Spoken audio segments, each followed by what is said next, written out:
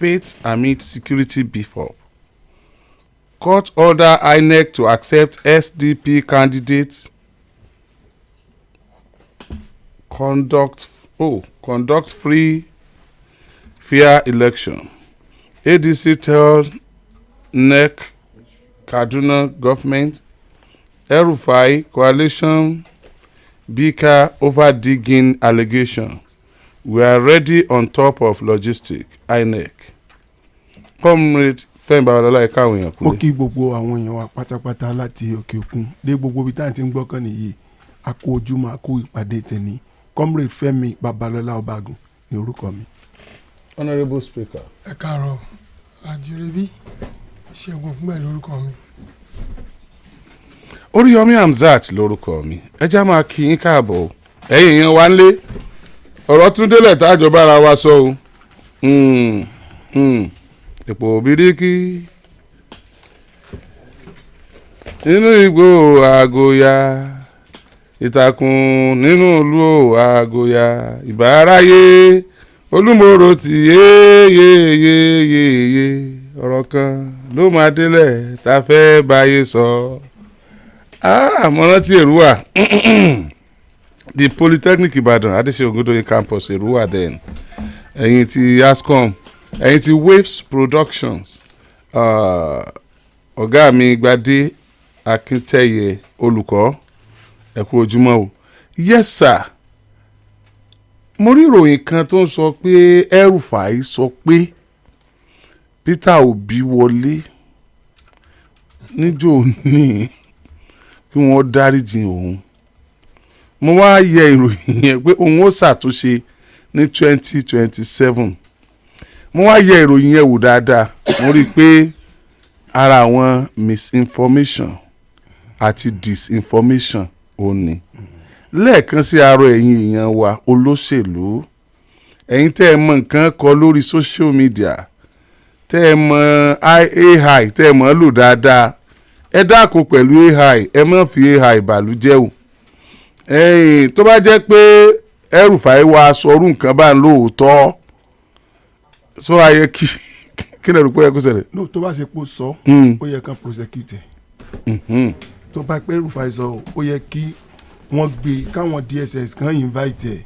Tó bá dẹ̀ invite ẹ̀ kan interrogate ẹ̀ kan gbé lọ sí court tó bá dẹ̀ ẹ̀tọ́ tó pé ìtọ́ pé wọn 15 ní irú ẹ̀ mọ́ yìí. No, tá a bá ti bẹ̀rẹ̀ bẹ́ẹ̀. Tó bá jẹ́ kó sọ bẹ́ẹ̀ tó bá ṣe kó sọ bẹ́ẹ̀ kó sọ bẹ́ẹ̀. Because ẹ mọ̀ pé tó jẹ́ káwọn yẹn ronú bẹ́ẹ̀ ni pé àwọn kan ti sọ nǹkan bẹ́ẹ̀ dáadáa. Ẹnìkan ló sọ Buhari only I learned that we lost the election until we use remote control. February 25 Guardian front page. lọ́wọ́ tán tẹlifíṣàn ni. lẹ́yìn yẹn wọ́n lo remote control. bó ṣe sọ ó wà front page Guardian ni. wọ́n ní I learned. Wọ́n ní kankan ló sọ. Yàrá àdúrà sọ. òun ní election tó gbé ìwọlé olówó àfọ́ọ̀tì the same thing náà tó ní ohun tí ẹ tó sọ ń bì. Yar'Adua is the most sincere person. No, one of the Buhari náà wà sincere o. àfin ni Buhari ti sọ gan lójú. Wọ́n sọ pé Buhari náà wà sincere àwọn lo Yar'Adua pé most. No, one of the most. One of the sincere person but is the most. àwọn míì náà tún wà. The most yàtọ̀ something that is intentionally done. The same thing ni Buhari náà. But then sọ̀rọ̀ now. Okay. Something that is intentionally done, that is deliberately done, then they execute it to wọlé. Ṣùgbọ́n then you know tẹ́ni ẹ wá dé tó wá sọ pé báyìí ló ṣẹlẹ̀ it was intentional. On crime when nígbà tó ti dá mékìnnú ni. But Yar'Adua issue ó ní nǹkan tó gbé òun wọlé. Yar'Adua was not the orchestrator of that thing. Àwọn èèyàn ló orchestrator, Ọbásanjọ́ àǹkó ló orchestrator. And even when he was sick, wọ́n ṣe ń pè pé Yar'Adua kó dá wọn lóhùn. So okay. But when he came up, the first thing the man said is reform, electoral reform ni the first thing tó ló máa ṣe. Because election to gbé òun wọlé is fraught with inadequacies. Yar'Adua ló sọ bẹ́ẹ̀. Yar'Adua ló sọ bẹ́ẹ̀. So I think I give it to him much more than it was a deliberate act, intentional, executed, planned. That was purposeful. These two different things entirely. And it was part of the plan. It was part of the plan. Ó mọ̀ pé wọ́n bẹ́ẹ̀. Ibi tẹ́mi ti praise Buhari ni pé when it comes to election rigging kò mọ̀ sí. tó bá mọ̀ sí wọn ní gbà àwọn state kan PDP ò ní gbà àwọn state kan ó dé Òṣogbo ní island àtẹ̀bá wo pedigree Buhari when it comes to election kò support rigging tó fi lè sọ a president lóṣogbo níwájú Àtaọ́jà láàfin ó nàró sọ ni kò jókòó ẹ̀gẹ́tẹ̀ ó yàtọ̀ ẹnìkan sọ tiẹ̀ ní United Nations ẹnìkan sọ tiẹ̀ lóṣogbo wọn méjèèjì òjò mọ̀ sí o Buhari ò mọ̀ sí tẹ́ bá wo ọwọ́ lọ́wọ́ yìí sọ̀tàn lò lọ́sùn Èkó ló ti wá o. What's your problem with Lagos? No, everybody mọ̀ pé do we carry the truth and dump it inside the water? We want to say the truth. We are saying the truth here. If it is Agidigbo, I am free now. This is Agidigbo. Lagos ni everybody mọ̀ pé anything that has to do with upturn of election in the southwest, Lagos ló ti wá. I want to disagree with that. I am not going to emi it's your opinion o. It is not opinion. Aye one by God everybody mọ̀. Pastor allow me to talk first. You know something. I understand Allah. Nígbà tí wọ́n ṣe one by gbogbo èèyàn ló mọ̀ o. The judicial factor. Nígbà tí wọ́n grant interview nínú The Nation àti Guardian. Bàbá Ọ̀fà yìí ló grant kíní o làwọn èèyàn ń bú pé have you ever seen George tó grant interview ẹnìkan tó grant ẹ̀ sọ́wọ́ mi mọ́ after so many years ló tó ṣe tó fi hàn pé my hands are tied. So eléyìí náà wọ́n mọ̀ except we want to prevaricate the truth pé we know you pé wọ́n lo judicial láti fi score to intention wọn kí ló fà tá a ṣe ní voters party if not because of the issue of judicial why are we blaming them? Buhari sọ lóṣogbo he said the categorical pé I lose election but mo gbọ́ pa lórí mo kọ́ ẹ lọ́wọ́ Guardian now February 25 2019 or 20 kilo wọ́n prepare for election at that time àwa ti dìbò 2018 so ìtò mú òun náà sọ Yar'Adua ò mọ̀ sí àwọn Ọbásanjọ́ ló ṣiṣẹ́ according to nǹkan tí wọ́n sọ I agree àwọn wo ló ṣe lé Lagos why do we bọ́ọ̀gùn ṣe yẹn Lagos ọ̀nà ṣe lé wọ́n bàjẹ́. Okay, Cherry, we tend to analyze facts present and that are proven, not speculations. No. Okay. Mumbo Jensoro. Okay, I need a pen, please. Jensoro. Sherry, I need a sheet even though, Sherry, this is radio, even though you may know, or any opinion, bye, but the moment it has not been proven, Shengbo, speculations are not allowed because it will lead to misinformation and eventually disinformation mawole. So whatever that has not been proven, only just speculation will buy that the courts have not adjudicated upon. It is wrong for us to say if you say that, litigation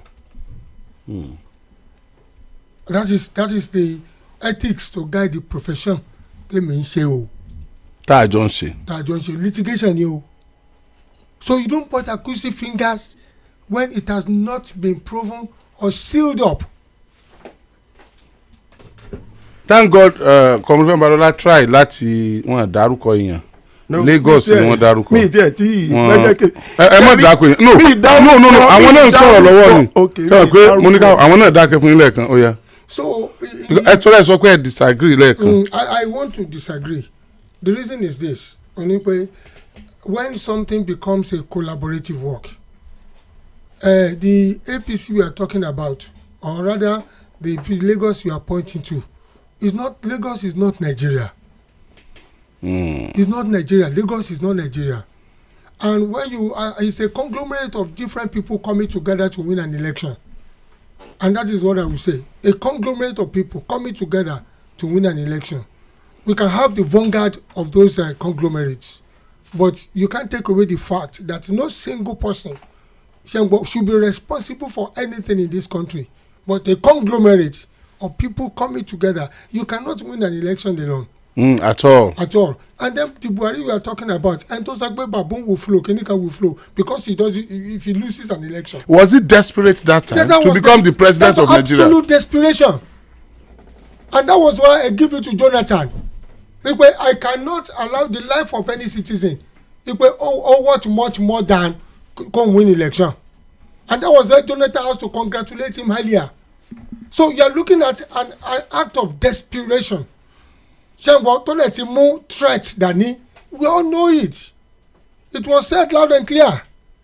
So when somebody says that now, are you telling me pé he's not the executor or no part of the executor of the evils that we see today? No, we shouldn't. So that's my own. That's why I say I disagree.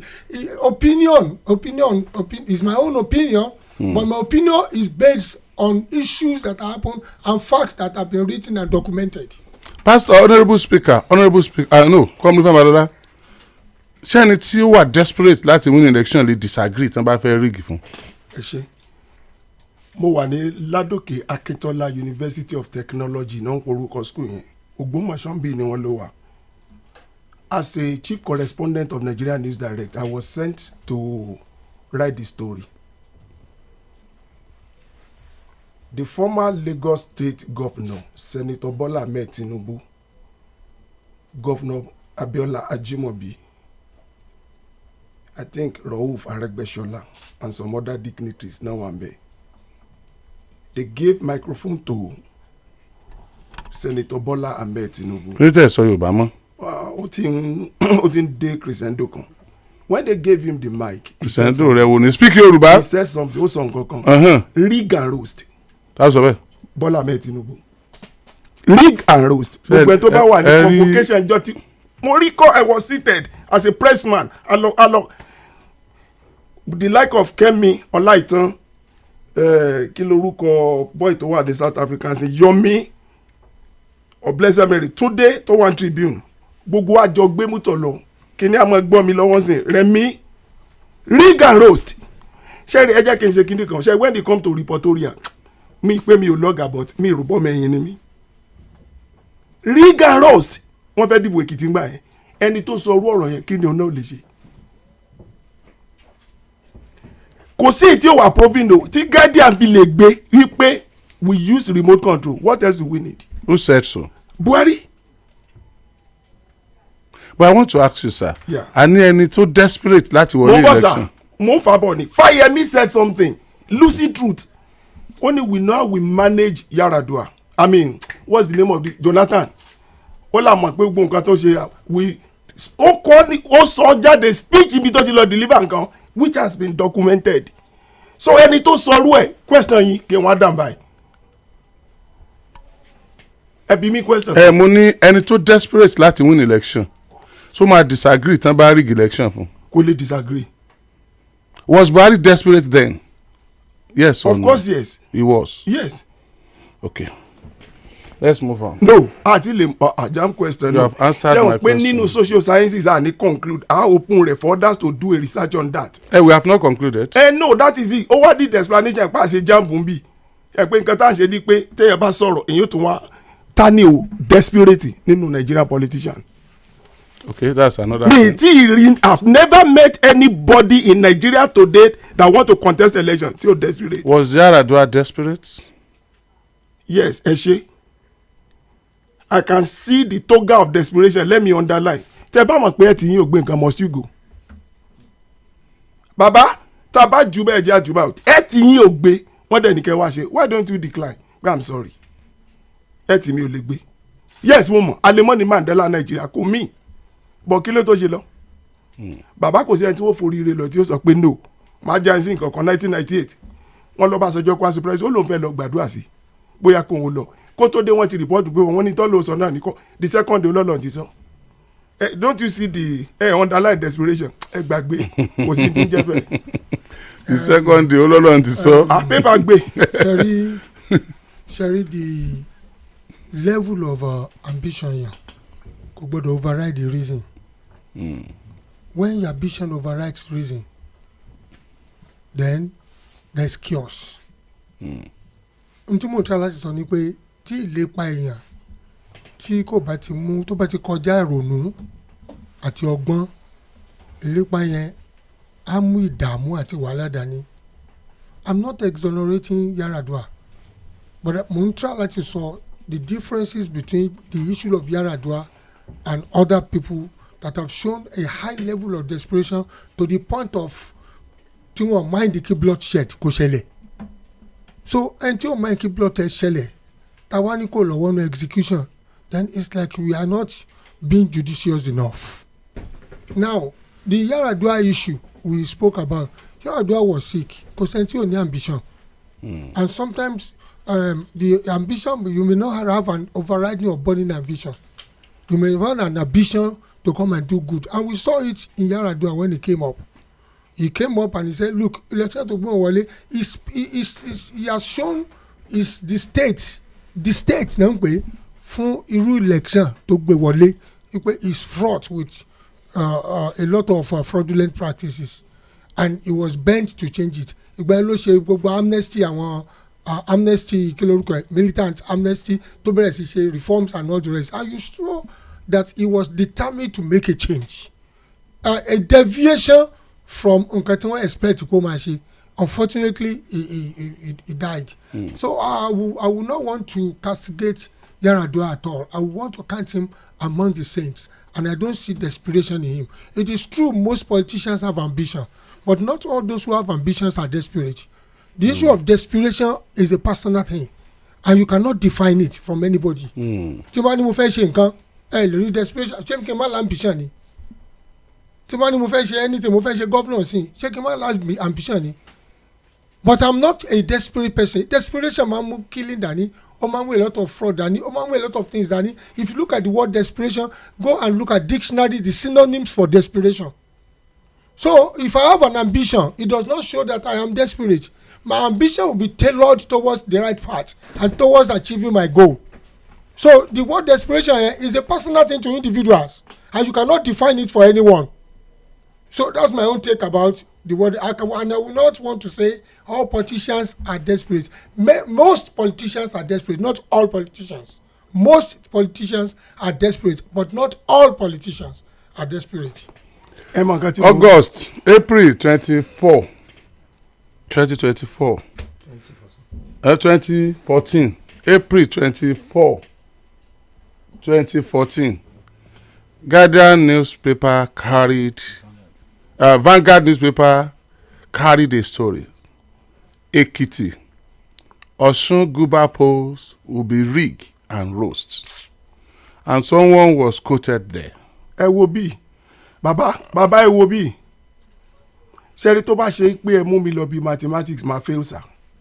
Ṣé tó bá ṣe pé mídíà yìí ẹ jẹ́ àgbàgbé lórí ẹ̀ ẹ jẹ́ tó wá já sí kíndì kan. Má jà mí mọ́. Ẹ sọ fún olóṣèlú kan tó náwó dé pọ́ìntì kan tí ò ní gbàgbé, tí ò ní forget reasoning, tí ò ní lo ambition, millions billions of naira. Why tó ṣe pé ó ní ilẹ̀ fẹ́ kà jáde ẹ ti kà jáde láàárọ̀ yìí wọ́n ti ń bẹ̀rù pé kán jẹ́ kọ́là kó easy. It's because of the money tán ti bàbá èèyàn mọ náwó dé state kan tẹ́tẹ́ bá ń bá yẹn sọ̀rọ̀ ṣe pé wọ́n tí olóṣèlú máa ń contest election tó bá náwó dé tẹ́tẹ́ bá ń gé wọn ládàbà ẹ̀jẹ̀ oníbọ̀tà o. Nǹkan kan kò ní wọ́n mọ pé ìmọ̀ o ẹ̀ náwó òṣèlú rí. It's not easy wọ́n máa ń gbàgbé reasoning wàlẹ́ ambition wọ́n máa ń pursue. Ìlò fariga roast ẹ̀ka jáde. Èmi wà LAUTECH ìjọ yẹn o mo lọ cover ẹ̀. Ekiti, Osun Guba polls will be rigged and roast. Kí ló fa ọ̀rọ̀ yẹn? Someone was quoted. Someone kọ́ ẹni ṣe ní tí mo dùn mí pẹ̀lú àwọn yẹn wa. Pẹ̀lú àwọn wo ẹ fi mí lẹ̀ ẹ fi èmi lẹ̀. Kò sí ẹ fi èmi lẹ̀. ọ̀rọ̀ kan wà tán ẹ̀mbọ́n ẹ̀dá kan pásítọ̀ ọ̀rọ̀ kan wà tán sọ Yaradua àti mo like o. Ẹ̀dọ́nà are we talking justice or righteousness? Ewu là ń sọ náà kí n tó sọ nǹkan tán sọ. Ṣé méjèèjì là ń sọ àbá? Pásítọ̀ mọ́ gbàgbé o ẹ fẹ́ sọ nǹkan. Are we talking of justice or righteousness? Tó bá ṣe pé méjèèjì là ń lò mo já olè wọn wá gbá mi mú tí mo fi débi kan kí ló yẹ kí n ṣe pẹ̀lú nǹkan yẹn òun ò ṣe step down tí ò bá wà desperate no mi láàkì tó gbé mi wọlé ayaba resign ẹja tó mi ṣe òun ò ṣe resign. there will be vacuum. irú first president yóò gbà kò sí ní tó jọ. ìbò kan náà lọ́jọ́ gbé wọn wọlé. bí ṣe sọ wọ́ọ̀fọ̀ kò ti lead rí ni senate president ẹ̀ẹ́dẹ̀ tẹ́lẹ̀ ṣe ṣe. Baba, the same election ló jọ gbé wọn wọlé àti senate president. ẹgbẹ́ ẹ padà sínú constitution òun ló wà affected ẹni tó sọ̀rọ̀ gan ló affected vice president tó step in. mo tẹ́lẹ̀ constitutionally ẹ mọ̀ gbọ́ constitutionally n tẹ́ sọ you are right wípé ìbò yẹn ọ̀tọ̀ọ̀tọ̀ ni but the same election the same electioneering process. ẹ gbọ́ mi. that means the process if the process has been declared as a faulty process or so it has to affect all of them. ẹ jẹ́ ká kóòtù Yaradua nǹkan tó sọ election tó gbé mi ẹ má gbàgbé pronoun kò pé tó gbé mi yín. you don't get it. mèmí get yín ẹni mo fẹ́ kẹ́ get mi tó bá ẹ má gbọ́ in two ways. mo get yín. tó bá affect Yaradua vice president post term tó bá ṣe pé àwa fẹ́ lo into your own definition tó bá uproot wọn méjèèjì kó uproot to senate president. ẹ máa gbọ́ mi. àwọn lọ́ọ̀yà ò sọ̀rọ̀ ǹsìn kò uproot wọn. no lọ́ọ̀yà ò ní. lọ́ọ̀yà ò kọ́ ló ní làákàyè wa òfin ní ó court òfin tẹ́lẹ̀ dẹ̀ court náà lẹ́ti sọ̀rọ̀ tá àtijọ́ mọ̀ yẹn so and we are not in the court of law so àwọn analyse bí ni court of law níṣẹ́ lọ́ọ̀yà wa. bẹ́ẹ̀ni. so now honourable Komrife Badola the process of the election wọ́n ní kò dáa election yẹn ò dáa. kò sí ní tó sọ nìyẹn sá. kí ló sọ. tó gbé òun wọlé United Nations ló ti sọ tó gbé òun wọlé ó ló wà 40. fine election tó gbé wọlé ó wà 40 the same day the same time ńlá dìbò president àti àwọn senate àti house of rep so the same election bá a bá débẹ̀ wọ́n kó kinní mẹ́ta fún wa ni kò ṣe pọ́jọ́ tọ̀tọ̀ láti. so your definition will determine my destiny. jo fine so tẹ́bà ti mọ̀ pé election yẹn wà rigged gbogbo àwọn tí election tó gbé òun wọlé kò sọ pé the election that is being conducted on everybody but election tó gbé ó lóun mọ̀ pé ó wà 40. fine election tó wá gbé wọlé tó wà 40 yẹn that same election same date same time same people àwọn ni wọ́n ṣe election yẹn papọ̀ at the same time so tí òun náà bá kúrò ń bẹ̀ gbogbo àwọn tá a jọ dìbò wọn lọ́jọ́ yẹn káwọn náà jọ kúrò ń bẹ̀ káwá tún bòdì. ẹ̀yin lẹ rò bẹ́ẹ̀ court never adjudicated in that manner. lọ court kò dé ti sọ analysis lele reasoning lele so gbogbo àwọn kankan wà tẹ́ ẹ̀ sọ tí ò dé court ẹ pé court ó rubbish ẹ ni so that means the same thing náà mo sọ pé you can send me to court when I'm saying my own. ìtí mo sọ pé court will adjudicate bí àwọn tí ẹ gbé dé court. we are not going to court and ẹ má dákọ court mọ́ this is not court. because you are referring to constitution. I'm not ẹ̀yin gan na revise constitution. Okay. now tí Yar'Adua bá ní the election tó gbé wọlé is fraught with discrepancies he's not talking about ballot and casting fún he's talking about the electoral process but this electoral process tan lo yìí is wrought with discrepancies and that's what we need. There's going to be an electoral reform to put things right tí pínlẹ̀ bá wọ́ kí ló lódodo fẹ́ ṣe. So and that is why I keep on saying Yar'Adua's statement is a statement that has a general formation. It's an umbrella statement referring to the electoral process. Olufini election to gbé wọlé the electoral process to gbé wọlé o is fraught. There must be an electoral reform which is started. So kò ṣe pé bóyá èmi tó gbé mi gangan. The electoral process is what he referred to. If he says election to gbé mi wọlé passes through an electoral process. Ìlànà kan ló gbà kọjá. Mo gbọ́ mi sà. Tí n bá ní ọ̀nà tí mo gbàdé bí ò dáa rárá. Ẹ jọ mo ń lọ láti bí lọ Òṣogbo ọ̀nà tí mo gbàdé bí ò dáa rárá. Tá a bá dẹ̀ tún ọ̀nà yẹn ṣe kì í sẹ́yìn nìkan lẹ́gbàbẹ̀. mo gbàbẹ̀ o. Àwọn tá a gbàbẹ̀ pọ̀ o. So and that is I'm not arguing whether this or that, but I'm saying that not all politicians are desperate. Most politicians are desperate, but not all are desperate. Aláwọn tó ní good intention tó fẹ́ ṣe nǹkan rẹ̀. Aláwọn tó yẹ pé Yar'Adua could have they agree pé torí pé election tó gbé wọlé pé kó resign. No, because he had good intention pé ẹ wá. Ó ti gbé mi wọlé I will make sure I make a change. kíni yóò da ẹja tún ṣe. That was what he was doing. máa dẹ̀ fira mi lẹ̀ láti tún ṣe. Thank you. mo fẹ́ ẹ̀dá mi ní lóhùn béèrè yìí tá a bá laago máa ẹja kọ́ laago náà. gẹ́rẹ́gẹ́ laago 10 àárọ̀ lù láti iléeṣẹ́ rédíò àgídìgbò 88.7 FM Ìbàdàn. Hello alájà wọ́n ní àná yẹn padà wá sí ṣọ́ọ̀pù mà wọ́n ní kí n fún wọn ní ẹ̀dínwó nínú owó léèsì aṣọ òkè àti brocade tí wọ́n rà ṣé kí n fún wọn ní ẹ̀rọ ìbánisọ̀rọ̀ kí ẹ bá wọn sọ̀rọ̀. ṣukura ṣo ní kírẹ́dìtì ni. bẹ́ẹ̀ ni mà MTN Better Gist ni mò ń lò mà. a ti sọ̀rọ̀ lórí ẹ̀rọ ìbánisọ̀rọ̀ kì í ṣe nǹkan bàbàrà mọ́ pẹ̀lú ìṣẹ́jú 6 tó fi sọ̀rọ̀ MTN máa bù yín ní ìṣẹ́jú 3 sí i pé *123*2*1# tàbí kí o tẹ àtẹ̀jíṣẹ́ PG sí 312 ọ̀rọ̀ bẹ̀rẹ̀ nìyẹn o àwọn òfin àti ìlànà wà. Whose birthday fall yakata for Bet Power Aviator. You fit play Bet Power Aviator between 12 noon and 12 midnight. Come win up to 300,000 naira for a wolf bet every day. No do yourself. Daily challenges full grand for Bet Power wey fit make you win yafu prizes. Go join Aviator Raid and Aviator Challenges and you fit collect up to 5,000 naira for a wolf bet and plenty other prizes then. Every day, na raining season for betpower.ng. Na betpawa.ng. Join now. Use sense when you want bet. No be for pikin wey never reach 18 years. 7 out of 10. God cavities. Whoa, that's not cool. No way, no. Clove power to the rescue.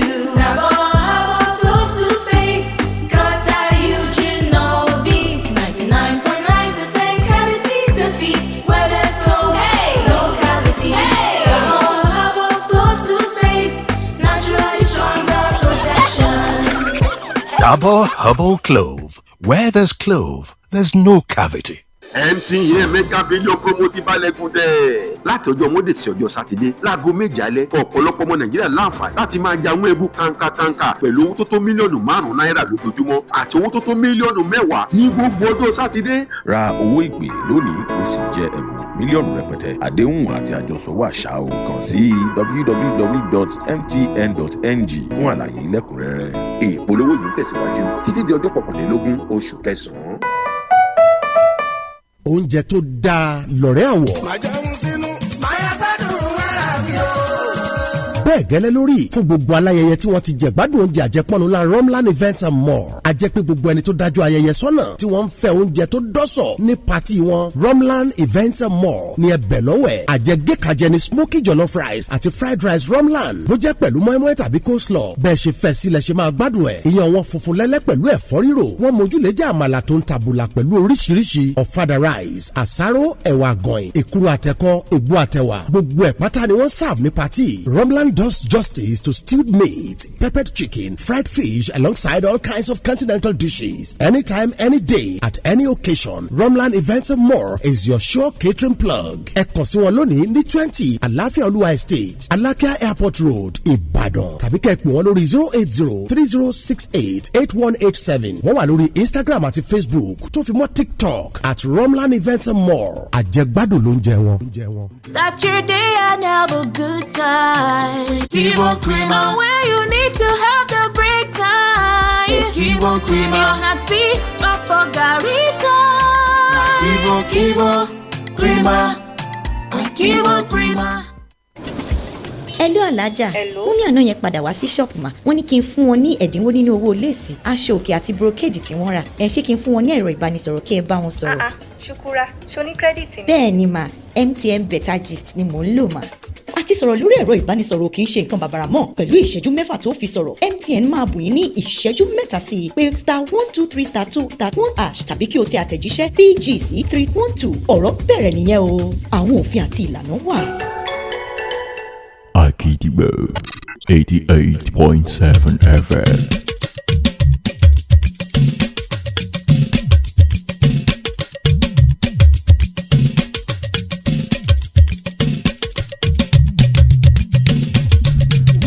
ẹ dákun sẹ́wọ̀n pé àkókò tá a ní náà ní ó pọ̀ 10:30 láparí mo kàn fẹ́ kẹ́ bá mi dáhùn béèrè yìí káwa máa lọ ẹ jọ ta ni ó ṣe òfin ètò òdìbò tá à ń dì báyìí nínú àwọn ààrẹ wa tó ṣe òfin bivas nǹkan ọ̀nà tá à ń gbà dìbò báyìí ṣá.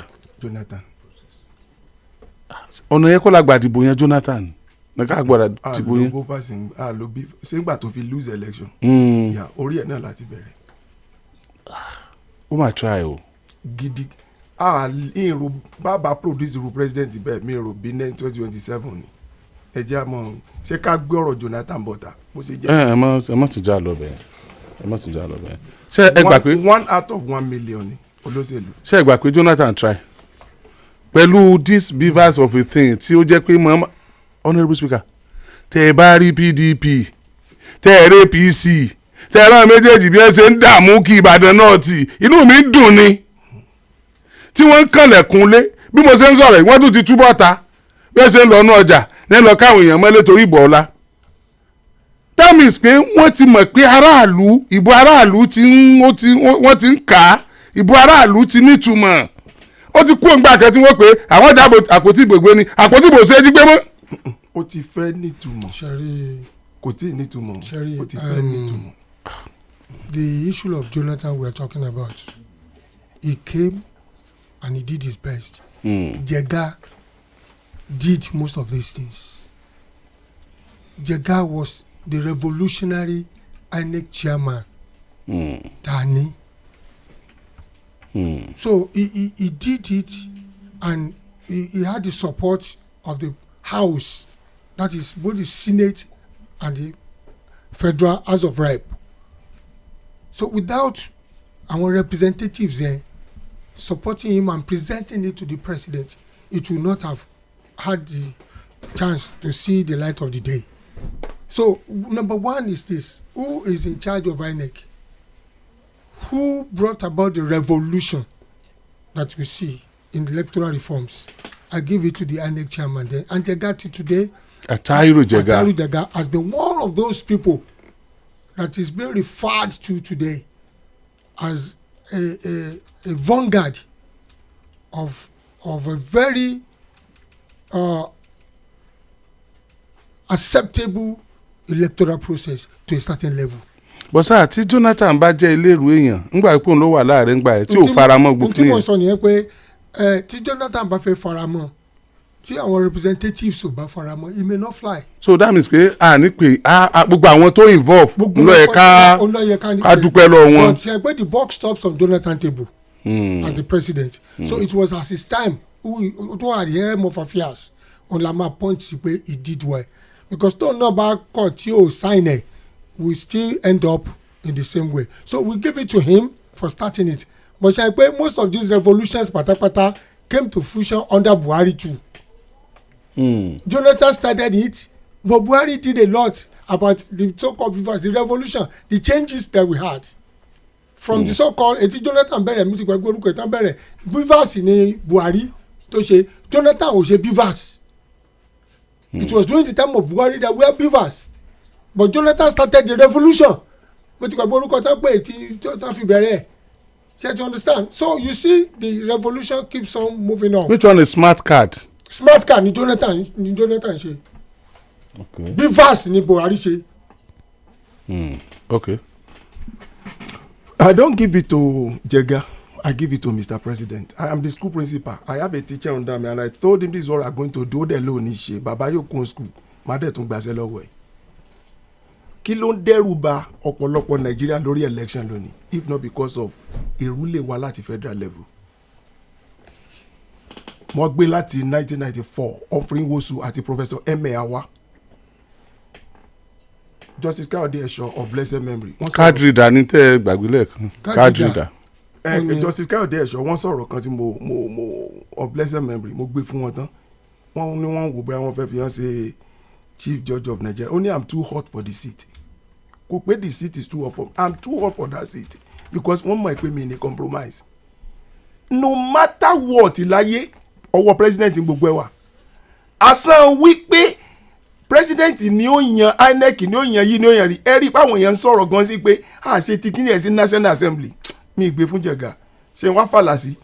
Jonathan sọ̀rọ̀ kan tí mo like tí mo ṣe mọ̀ pé is an hero. Ó ní tó o bá fẹ́ kí election yẹn wọ̀ kó ló mọ nǹkan tó ń lè ṣe pé because òun rí under age tó dìbò ní Kano State and some other northern Nigeria ṣé Jẹ̀gà òpó mọ̀ ni. As far as I know lọ́dọ̀ mi is a compromised individual.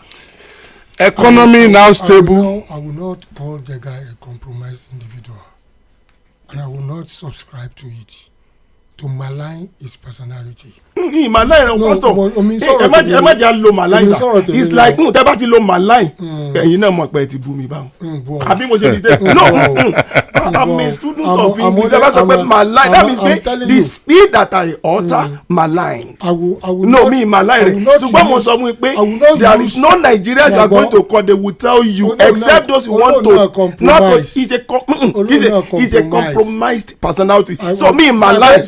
Me in my life are you referring to Jega's personality? Me change yes Atahiru Jega Monzosa as a compromised personality.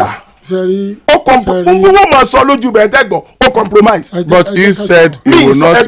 He does not said you malign him. He said he will not malign him. I will not malign him. He personalized that statement to himself that he will not.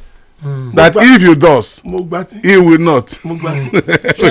Shari, it is true anomalies onṣẹlẹ̀ ní election. It is true when you look at the north and some other areas, there are so many discrepancies that is going on there. Are you getting what I'm saying now? If these things are not reported and brought to him, if we go to the next staff, actually be that indict wọn, that is ṣe tó lè pé wọ́n dẹ̀ penalize gbogbo wọn. But the issue of Jega, Cherry, we cannot write off what Jega did. Out of which I fẹ́ compare Jega mọ́ Moriziwu, àbá fẹ́ compare àwọn ọmọ ọgbà yòókù. So I think today, people still refer to Jega as one of the best that we have had that has sat in the saddle as an NEC chairman. That's my own take. Okay, I'm not interested again on that particular issue. Okay. Let's move away from that. Wọ́n ní economy ti stable by under Tinubu. Ngozi Okonjo Iweala ló sọ bẹ́ẹ̀. Ẹ ṣé ọkùnrin kan jẹ́ mínísítà lábẹ́ Buhari wọ́n porúkọ ẹ̀ ní Alhaji Lai Mohammed. Lákòókò kan wọ́n sọ̀rọ̀ kan jáde mi mọ bí tí wọ́n ti ń bọ̀ tán fi sọ̀rọ̀ yẹn o but ọ̀rọ̀ yẹn ó gain currency gan at that time pé àwọn tá a bá máa fi sípò kó kàn mọ́ ṣe pé certificate nìkan la máa wò ká máa wo state of their mental health láti lè wo pé ṣẹ́ni ṣé bí ó ṣe yẹ kó rí ló ṣe rí that is tá a bá sọ̀rọ̀ nípa mental health á wo brain á wo so many other things tó rọ̀ mọ́ á wà fi yẹn á fi wò pé ṣẹ́ni capable láti ṣe. ṣe rí Okonjo Iweala she doesn't live in this nation. Màmá ẹ̀ lè wà ń bì bàbá ẹ̀ lè wà ń bì àwọn èèyàn lè wà ń bì kò gbé bí. International economies ó yàtọ̀ sí local and domestic economies tá a wà ń bì. Gbogbo nǹkan tó ń sọ ẹ̀ rí i pé bíi brain Bretton Woods institution gbogbo ohun tí ń sọ. Texas ló wà ó ní DG World Trade Organization so gbogbo òyìnbó tó ń sọ àti tó ń sọ yẹn bàbá kò ra kúlí ẹbí pé lóní wọ́n ń ta gàrí kó mọ tí tálákà ń fojú rọ lọ́wọ́lọ́wọ́ bá a ṣe wà yìí kó wo àwọn mélòó ló lè afford iṣu lọ́jà sí tán máa jẹ èmi ò mọ tí wọ́n máa ń lò as indices for economy o bóyá ṣe kiri kan ò yé mi pa economics èèyàn ló wà fún ní àbá nǹkan sọ bíi theory tó bá ṣe pé a fẹ́ wo indices á wò pé ẹ dákun bó ní ìgbà standard of living cost of living mi ìmọ̀ bóyá náà máa ń wò I hate economics. So ẹ sọ pé even their wọn domesticate reasoning wọn gan gbogbo policies wọn gan was not domesticated. tó bá ṣe ṣe tẹ́ni ẹ bá kó omi iṣẹ́ kan kọ́lé síbẹ̀ ẹ̀ kan mọ̀ gbé bẹ̀ wọ́n yẹ níbí. So another thing ni pé ṣé ẹ̀ ń tẹ̀ sọ ni pé Okonjo Iweala ọmọ tí ń ṣẹlẹ̀ láàrin ìlú kó tó sọ pé economy ti stable. even nínú ilé rẹ̀ tí ó kọ́ sànàmbra bíbo ló ti wá kó yé o nǹkan kan yé o tí àwọn aráàlú bá pè wọlé ẹ̀ pàkì ní bíkọ́sì tí ó mọ̀ wá bí èpè bí àṣẹ. a ti kọ́kọ́ play ní ta mọ́ play honourable speaker. ṣé mo ti sọ àárín yẹn. ẹ ti sọ òní Friday. ìgbà tí wọ́n gbé millennium development MDGs wá a rí i pé wọ́n ká MDG parí ní 2020 wọ́n dẹ̀ stop ẹ̀ ní SDG fi wá MDG ṣàǹgbọ́n that is millennium development goals ẹ̀ wọ́n rí i pé kò extrapolate àti pé kò wà particular specific lórí individual countries globally ni wọ́n ṣe wọ́n dẹ̀ rí i pé tó bá western world mu kò bá wà mú tó bá developed country mu kò bá other countries mu wà underdeveloped or that are developing wọ́n náà fi gbé SDG wa sustainable development goals ṣáàrí SDG wọ́n wá ṣe particularly to each country tó bá country kọ̀ọ̀kan mu wọ́n domesticate ni ẹ rí i pé wọ́n dẹ̀ ní 17 goals under these 17 goals náà ti máa ń wo development economy kọ̀ọ̀kan in the world order but most of these things many wọ́n lè sọ pé kìíní wa gross domestic product wa ipò tẹ high but does it reflect on the table? Ṣẹ́rí tí o bá ti reflect lórí table àwọn èèyàn it source on the paper. Ṣẹ́rí what Okonjo Iweala is saying he knows what he's saying that the economy is stable kò sọ pé economy dá o òyìnbó ni o. If he says the economy is stable does not mean the economy is good or is beneficial. stable to me ni pé if the dollar is stable in the market. àbí nǹkan ṣe èbó ni. nǹkan ṣe èbó ni if it's stable ṣẹ́rí tó wá ní nǹkan stable kò mí pé ìyá lè stable o òṣì lè stable o wàhálà lè stable o.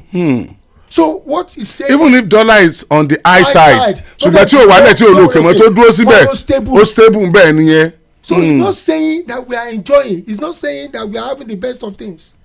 It's only quoting and looking to the books and saying the economy is stable. It's stable lórí yà. But you see what I'm saying now is this, she may be right for saying the economy is stable depending on the indices to wo.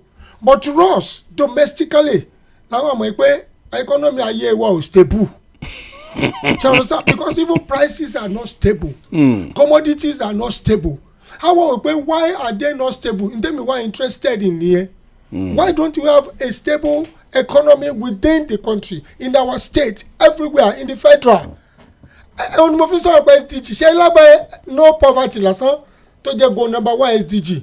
We have our certain factors tó wà lábẹ́ tó lọ bí 20 tó jẹ́ pé before kí poverty tó lọ you must fulfil those 20. Are we fulfilling those 20?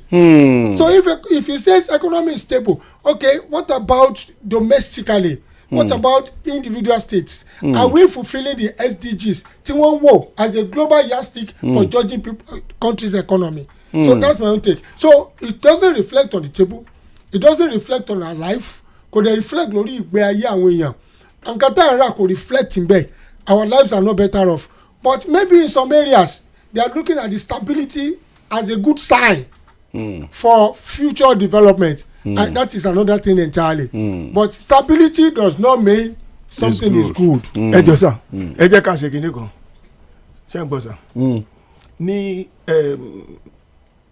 Mr. Tunde Ishamuku HOD mi ní NIJ wọ́n sọ̀rọ̀ kan nípa screaming headline ẹ jọ kí fẹ́ndọ̀ mú pépà lọ́wọ́ lọ́kọ̀ báyìí kẹ́ wá wo screaming headline kó sọ pé the economy is stable ẹ̀ ń kọjá lọ ni kí ni ó wá sí tọ̀tì yín because ọ̀rọ̀ tá a bá sọ nǹkan tá a bá kọ sílẹ̀ it's not meant for the elite alone even àwọn non tí wọ́n jẹ́ bí semi-literate wọ́n gbọ́dọ̀ lè understand it mo ẹ̀fẹ́ dọ̀ wá mú lọ́ọ́lọ́ kẹ́kàn wọ́n kọjá lórí ọ̀kadà pé the economy is stable ilẹ̀ rí ní screaming headline kí ni ó wá tọ̀tì yín with that little statement the economy is stable in an average Nigeria it is only pé Mr. Tinubu continue what you are doing ẹ jọ ṣe lè ka story nǹkan sọ Yorùbá rẹ kí gbogbo lè gbọ́. ẹ jẹ́ àkàbà.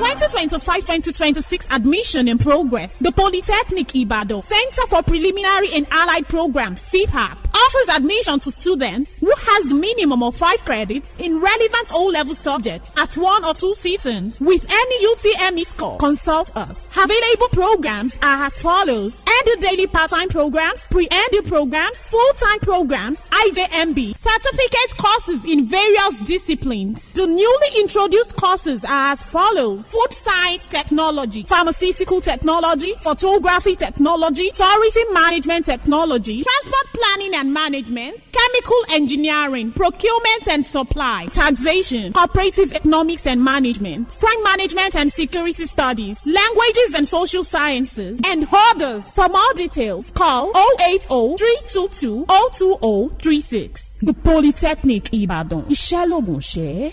ní ìrántí ọdún kan ògbóǹtarìgì olóṣèlú olóògbé ọ̀nàrẹ́bù Isaac Ajíbóyè Ọlálékan Ọmọdéwu àwa ẹbí àti àwọn ọmọ ń dúpẹ́ lọ́wọ́ Ọlọ́run fún oore ọ̀fẹ́ rẹ̀ lórí wa. Bẹ́ẹ̀ ni à ń fi àsìkò yìí kéde àpéjọpọ̀ fún ìjíròrò àti ayẹyẹ ìrántí ọdún kan láti ṣe àgbéyẹ̀wò ipa pàtàkì ẹni wa nínú ẹbí, ìlú àti lágbo òṣèlú. Ìrántí yìí yóò wáyé ní ọjọ́ 22 oṣù kẹjọ ọdún yìí ní pápá ìṣeré Baptist Day School Ìlẹ́sàn Òtù ní déédéé agogo 11 òwúrọ̀. Adarí tí kò figbá kan bọ̀kan nínú ó wá ìlọsíwájú gbogbo ènìyàn ẹni tí ó fi òtítọ́ inú àti ẹ̀mí ìrẹ̀lẹ̀ ṣe iṣẹ́ ìríjú rẹ̀ máa sùn láyà olùgbàlà. àjàlá ìjì ẹlẹ́yọ̀ ọmọ ọlọ́yẹ àjíbọ̀gẹ̀ ọmọ ṣọyẹ tí o tó ṣooru ọmọ ọlọ́yẹ máàmí ọmọ ọlọ́yẹ tí kùn ní gbaṣọ ṣẹ̀rí wòwò lẹ́sẹ̀ òkè ìkúùkù ní baba wa fi ń pẹkùn níbà tìbọ́ ọmọ ojo ní fọrún pa tiwọn ọmọ bá mi mẹ́kùn kí n bọ́ ọ méwúrẹ́ ojú ẹkùn ń bani lẹ́rù ju ti ewúrẹ́ lọ ọmọ ẹlẹ́mi ń kawó olóbì ń sọ àjàlá àjí táwọn baba rẹ̀ rán lóbì tó kó gbogbo owó tó kó fẹ́ lẹ́mi ẹlẹ́mi ń kawó olóbì ń sọ oníkólóbì ò má sọ mọ́ ibi owó ti wá ibẹ̀ lówó lọ. àjàlá o ṣe bíire o papòdà o jáde kúrò nínú ẹgbẹ́ gbogbo ọ̀pá lámbá ọtí òyìnbó fọ́ àwòrẹ́ nígbàsọ ìpàdé tún dọjọ́ àjíǹde. Make I ask you the last question. Among the options wey I go give you, choose the one wey dey give better gaming experience wey person no fit forget. A, to dey use your data dey watch match early momo. B, dey lis ten to your uncle wey be ogbonge sports guru. C, Betano. The correct answer na Betano. No go tell yourself o, make you join the oga kpatakpata betting platform for inside Naija wey get different betting options, fast cash out, missions wey dey engaging, plenty jara features, and we go welcome you with bonus of 200,000 naira. Betano, the game don start. Bet responsibly. Only for people wey don pass 18 years. Betano na proud partner of Aston Villa. What you're about to taste is so hot, it's got basket mouth singing. Mini Naija pepper flavor. Mini Naija pepper flavor. Chris. Hit. Mini pepper Naija flavor. Nothing brings the heat like the bold taste of Mini Noodles Naija pepper flavor. Try it today and see for yourself. Mini Noodles Naija pepper flavor. Slurp it like it's hot.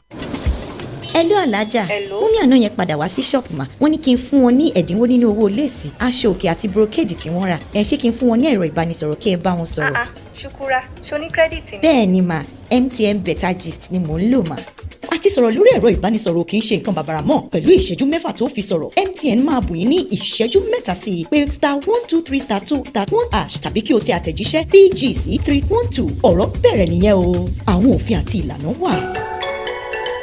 ní ìrántí ọdún kan ògbóǹtarìgì olóṣèlú olóògbé ọ̀nàrẹ́bù Isaac Ajíbóyè Ọlálékan Ọmọdéwu àwa ẹbí àti àwọn ọmọ ń dúpẹ́ lọ́wọ́ Ọlọ́run fún oore ọ̀fẹ́ rẹ̀ lórí wa bẹ́ẹ̀ ni à ń fi àsìkò yìí kéde àpéjọpọ̀ fún ìjíròrò àti ayẹyẹ ìrántí ọdún kan láti ṣe àgbéyẹ̀wò ipa pàtàkì ẹni wa nínú ẹbí ìlú àti lágbo òṣèlú. ìrántí yìí yóò wáyé ní ọjọ́ 18 oṣù kẹjọ ọdún yìí ní pápá ìṣeré Baptist Day School Ìlẹ́sàn Òtún ní déédéé agogo 11 òwúrọ̀. adarí tí kò fi gbàkànbọ̀ kan nínú ó wá ìlọsíwájú gbogbo ènìyàn ẹni tí ó fi òtítọ́ inú àti ẹ̀mí rẹ̀ ṣe iṣẹ́ ìríjú rẹ̀ máa sùn láyà olùgbàlà. ọmọ ewúrẹ́ ojú ẹkùn ń bani lẹ́rù ju ti ewúrẹ́ lọ ọmọ ẹlẹ́mi ń kawó olóbì ń sọ àjàlá àjí táwọn baba rẹ̀ rán lóbì tó kó gbogbo owó tó kó fẹ́ lẹ́mi ẹlẹ́mi ń kawó olóbì ń sọ oníkólóbì ò má sọ mọ́ ibi owó ti wá ibẹ̀ lówó lọ.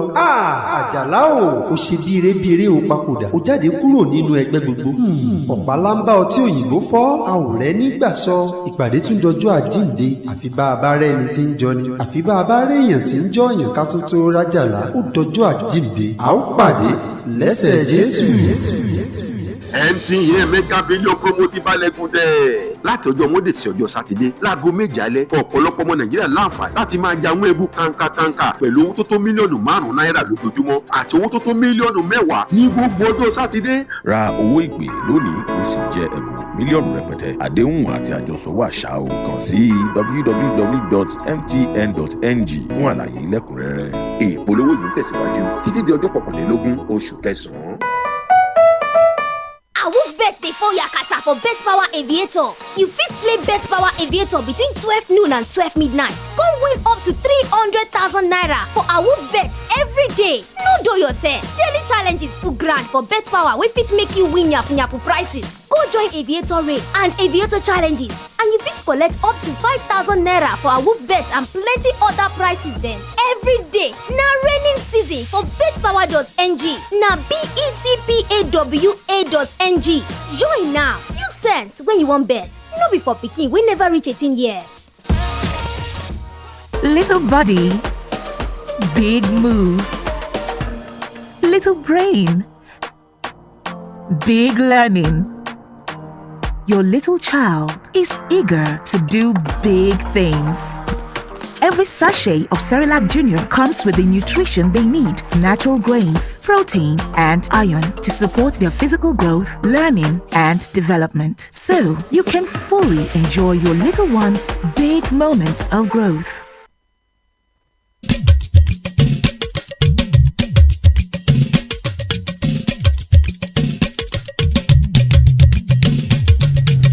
ẹ jọ ẹgbẹ́ wo ni ṣé PDP ti kúrò ní major opposition fún APC ni.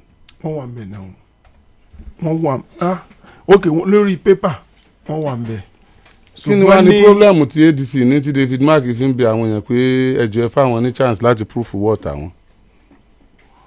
because they are coming. ẹ jẹ́ àwọn tó ṣẹlẹ̀ sí PDP. they are coming and new. ṣé wọ́n fẹ́ kúrò ní opposition pátápátá ló fi di pé wọ́n ẹ jẹ́ àkọ́ ohun tó ṣẹlẹ̀ ní ẹ jẹ́ àwọ̀ ti ilé ẹ jẹ́ àwọ̀ ó yá.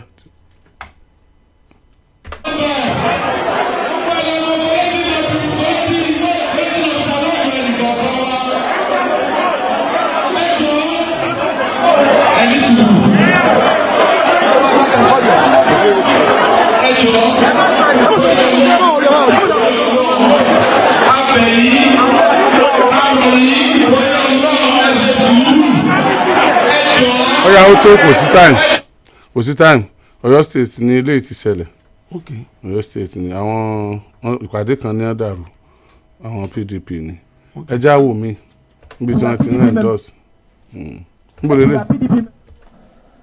Ladies and gentlemen, Asiwaju Bola Ahmed Tinubu is our father in the Southwest, and he will remain our father. I want to say here to you, member of PDP, that there's no reason to have any hatred for him because he's from this region. There's no way President Ahmed Bola Tinubu can return to power in 2027 without 90% of the total vote from the Southwest. And we are ready to give him. So, if we are ready to give him, what do we need from him? We don't need money, we don't need anything. We need fairness. We need level playing ground for all political parties. Let Mr. President go and sit down and be relaxing and be talking, be laughing, knowing fully well that the whole of Southwest is in his pocket. Kò sí PDP mọ́. No, engineer Kamorudin Ajisafe ló ń sọ̀rọ̀ àwọn ní Southwest leader kìíní national vice chairman Southwest àwọn ní now. wọ́n ní tell baba to go and relaxing, to go and be laughing, to go and be smiling. There is no stress 2027. Engineer. wọ́n ní gbogbo ìbò Southwest is for Bola Ahmed Tinubu. Engineer barrister Kamorudin Ajisafe ló sọ̀rọ̀ yìí ṣé ẹ jẹ́ ká ṣe báyìí. sáwọn ni. àwọn náà sọ̀rọ̀ yìí. okay. ṣé ẹ jẹ́ ká ṣe báyìí. Ọ̀yọ́ state la kọ́ wò lẹ́yìn. ẹ dá àwọn mọ̀ tẹ́ bá rí wọn. ẹ bá sọ̀rọ̀ lọ. Engineer barrister Kamorudin pé mò ń tó orúkọ wọn pè ní. ó kù sẹ́jú kan. ó tún wá lórúkọ tán máa ń pè wọ́n. ó kù sẹ́jú kan.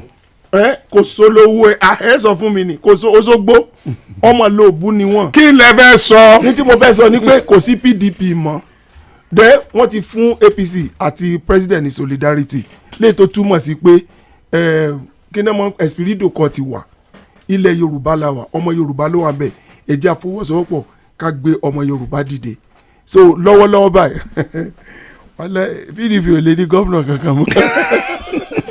Honourable Speaker. mo tún disagree pẹ̀lú Fẹ́mi. ẹ̀rín àbòsí ló rẹ̀. alábòsí ni. wọ́n lè ní honourable bí kankan. ok ẹ̀yìn aago. lè yín aago gbogbo gbàlámọ̀ yín aago ni ó yá jàre mo sọ fún yín gbà tí mo ní ẹ kárí tè kúrò mi tẹ̀ kan dá a padà bẹ́ẹ̀ ó yá sà. ẹ bá ti já bẹ́ẹ̀ kan ni. ẹ má jẹ́ aṣọ tẹ̀ ṣe rí for PDP to come out pé ẹ̀ táwọn support rẹ̀ kò mí pé kò sí PDP mọ́ ṣe ti understand tí n bá sọ pé wá ìyẹn lájẹ throughout ọ̀la. wọ́n lọ́rọ̀ Fẹ́mi ti superstar láàárọ̀ yìí. ìyẹn lájẹ throughout ọ̀la. ẹni wọ́n ní ilé ẹgbẹ́ wa kò tọ́nu wọ́n dẹ̀ ní fáìlì. ẹnì kan sẹ́yìn kan jẹ́ pásítọ̀ sọ̀rọ̀. ẹnì kan sẹ́yìn kan sẹ́yìn kan pé PDP ni ó yẹ ẹnì kan sẹ́yìn kan pé PDP ni. ní tí mo kọ̀ la ó yẹ sọ pé ẹnìkan ni tó jẹ́ PDP gbogbo ti di rárá báyìí o mo ṣe mo lẹ́wà ẹni ìdìkẹ́ wà bẹ́ẹ̀ kẹ́ tó lè nàka sẹ́nìkan ta ló irọ́ ẹ̀ lọ́kọ́ bá ròyìn ta ló wà ní PDP. àwọn wo Ajísafẹ́ ló sọ̀rọ̀ yìí kí Ajísafẹ́ àgídìgbò. adé presidential hopeful in PDP. tani wọn jáde presidential hopeful ni mo kọ. àní wọn jáde ní Kamorudin Ajísafẹ́ ọmọ sọ pé ẹni tá dìbò tí ẹ nínú ọ̀nà ọ́fíìsì PDP ṣàpọ̀yọ̀ state wọn kọ́ kínní yẹn sí lọ́nà ọ̀nà alákẹ́ ẹ̀rọ yẹn kọ́ wọn lò so Bódìjà lẹ́sọ̀ ọ̀nà alákẹ́ àtọ̀tọ̀ wọn ṣe kọ́ wọn pè ní Sọjí Adágún Odò ṣẹ́gẹ́tẹ̀ níbẹ̀ ni wọ́n dúró tó ti sọ̀rọ̀ níbi tí gómìnà àwọn ọmọ kò bẹ lọ́dà àwọn kọ̀ gangan honestly engineer Ṣèyí Mákindé ló kọ fún wọn ló kọ bẹ̀rẹ̀ fún wọn pé tán donate ẹ̀ fún party ibẹ̀ ni wọ́n ti wọ́n sọ pé anti-party ni. ẹ wá di pé broda party anti-party. ẹ̀yin àfa ẹ̀ wọlé o. ẹ má ti wọlé o kọ́lọ̀ agbada àwọn gan flag APC ẹ wọlé jàre. wàláì kọ́lọ̀ agbada àwọn gan flag APC ni. ẹ dàgbére. PDP wà. n bò náà wà. ṣé ẹ ní 2 minutes to the time to match election anything can happen. ẹ da nígbà yẹn bá ṣe. ẹ dágbére àwọn àbá àti abẹ́ ìdàgbẹ́ dọ́nà ṣé ẹni aṣọ tó tọ̀ o wàláì kò sí PDP mọ́ tí ẹni tẹ́ fi sókè pátápátá tó ń represent the entire south wà lè sọ pé ọ̀dọ̀ Tinubu là. ẹgbẹ́ ló ń lọ ọ̀dọ̀ Tinubu. ọ̀nkú ìbò ti dira rẹ̀ lọ́la gan. ẹ mọ mi ní ọ̀rọ̀ yẹn ni. ẹ mọ sọ̀rọ̀ la ẹ mọ sọ̀rọ̀ la ẹ dágbére ẹ mọ sọ̀rọ̀ la ẹ mọ sọ̀rọ̀ la ẹ dágbére. somebody no. comrade ẹ dágbére ẹ dákun. ọ̀rọ̀ ẹ lé wa kúrò láfẹ́fẹ́ ẹ lé wa ẹ lé mi náà pẹ̀lú ẹ lé wa kúrò láfẹ́fẹ́. sẹ́mi ni kí n kọ́ dágbére tí n bá ti dágbére kẹ́yìn náà sáré dágbére comrade Fẹ́mi Babalọ́lá báàgò ó yá ẹ̀yin náà sáré dágbére ó yá ẹ̀yin náà sáré dágbére. Oriyomi Hamzat ló kọ́ mi. MTN mega billion promo.